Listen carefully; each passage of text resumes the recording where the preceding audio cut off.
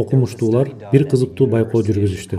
Алар саналуу адамдарды 3 топко бөлүштү: А, Б жана С. Ар бир топтун катышуучусун баскетбол шакекчесине топ ыргыттырып, алардын баскетболдогу ышыктары бирдей экенин тастыкташып, андан кийин ар бир топко ар кандай тапшырма берилет. Биринчи топко 1 ай бою күнүгө 1 сааттан машыгасыңар деп баскетбол аянтчасына жиберилет. Б тобуна силер аянтка барбайсыңар. Силер баскетбол тобун кармабастан ой жүгүртүү менен гана машыгасыңар. Күнүгө баскетбол шакекчесине топ ыргытып, киргизип жатканыңарды элестетип гана машыгасыңар деп айтылат. Ал эми С тобуна силер такыр машыкпайсыңар. 1 ай бою өзүңөрдүн күнүмдүк ишиңер менен эле алек болгула. Баскетболду ойлонбой деле койгула деген тапшырма берилет. Ошентип 30 күндөн кийин байкоочулар 3 топту чогултуп, жыйынтыгын текшерип, абдан таң калыштуу фактыны көрүшөт. Күнүгө баскетбол аянтчасына барып, машыгып турган А тобу 30 күндөн кийин 24% ийгилик көрсөтөт. Бул түшүнүктүү, анткени практика бар жерде прогресс да болот. Такыр машыкпаган С тобунда эч кандай жылыш болгон эмес. Албетте, практика жок, демек прогресс да жок. Бул да түшүнүктүү.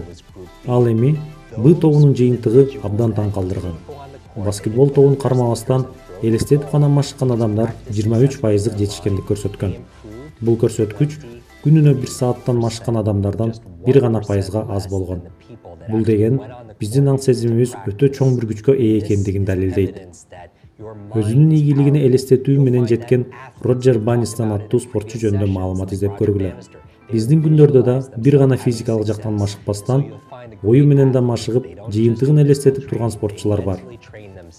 Силерге айтайын дегеним, элестетүү же болбосо визуализация искусствосунда колдонуп көргүлө. Тургандан баштап жатканга чейинки өзүңөрдүн идеалдуу күнүңөрдү элестеткиле. Анткени силер эмнени элестетсеңер, ошону ишке ашыра аласыңар. Оюңарда так даана көргөнүңөрдү жашоодо да көрө аласыңар. Элдердин көйгөйү, алар визуализацияны туура эмес пайдаланышат.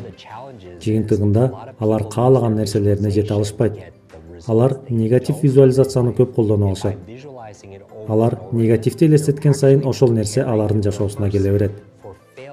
Экзамен тапшыра албай калуу же кардарлар менен ийгиликтүү сүйлөшө албай калуу. Булардын баары биздин оюбузда, мээбизде башталат.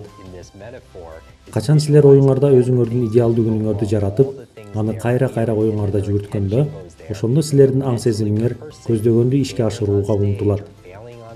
Өзүңөрдүн идеалдуу күнүңөрдү, ийгилигиңерди элестетүүдө өзүңөрдү чектебегиле. Өзүңөрдүн ийгилигиңерди элестетип, аны кадимкидей көз алдыңарда көрүп, сезип жана ага ишенген соң ал максаттарга жетүүнүн үстүнөн иштегиле.